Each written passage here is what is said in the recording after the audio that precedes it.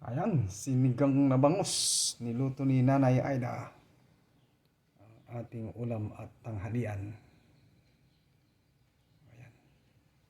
Sinigang po yan. Oh, daming sahog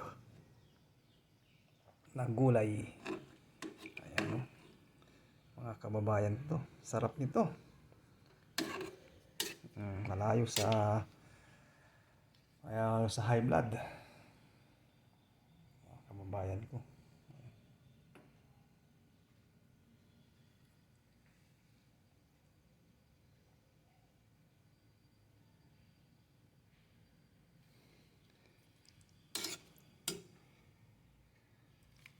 Ayan.